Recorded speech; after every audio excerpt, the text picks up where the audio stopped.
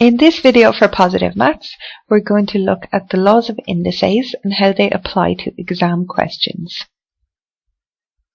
Okay, so the first question we're going to do is from the 2013 Paper 1, Question 2, and it's Part C. So we're told to use a calculator or otherwise to find the exact value of 8.41 to the power of a half. Okay, so there are two different ways we can do this. We can plug it exactly like it is into the calculator, or we can note that if we take x to the power of a half, this is equal to the square root of x. So we can also find the square root of 8.41. And our answer will be 2.9. The next part of the question, part 2, we need to simplify a to the power of 6 multiplied by a to the power of 3 divided by a to the power of 5. And we need to give our answer in the form of a to the power of n, where n is a natural number. Okay, so we have a range of different laws of indices that we're going to use here. The first one on the top. When we're multiplying two different things that have the same base number, so they do here, they're both a, then we add the powers. So this will become a to the power of 6 plus 3 over a to the power of 5.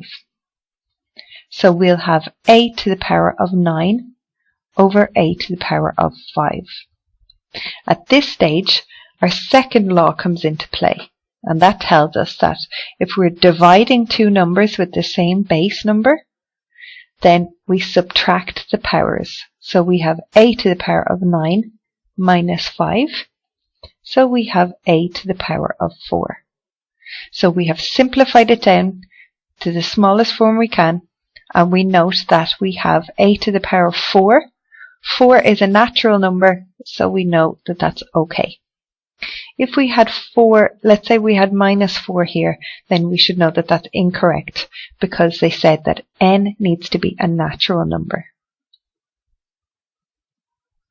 Okay, the next question from the 2012 Paper 1, Question 2.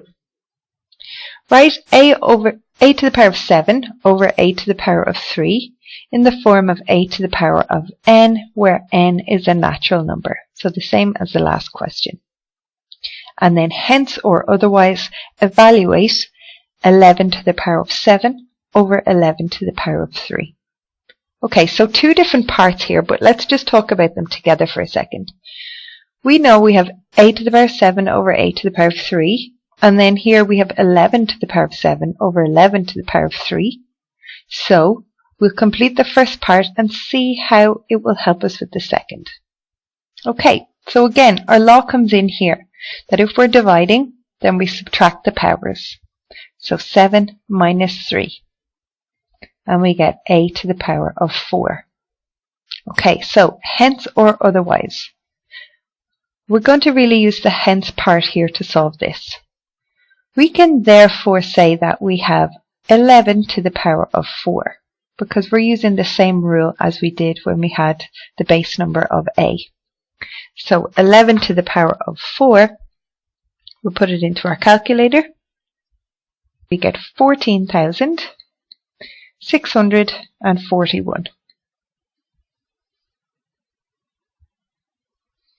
Next question from the 2011 Paper 1, Question 2.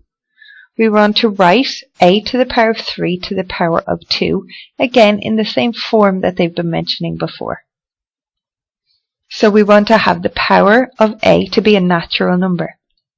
So the rule here that we're using is that if we have a to the power of 3 to the power of 2, then we multiply the powers. So we have a to the power of 6. 6 is a natural number, so we know we're on the right path. And then part 2, using your answer from part 1 or otherwise, evaluate 5 to the power of 3 to the power of 2. Okay, so the first thing we should be noticing is it's the same as what we're given up here, except instead of a we have 5. Therefore we can write really 5 to the power of 6. And for that we get 15,625.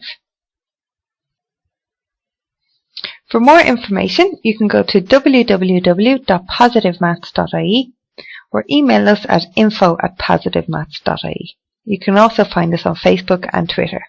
Thank you for watching.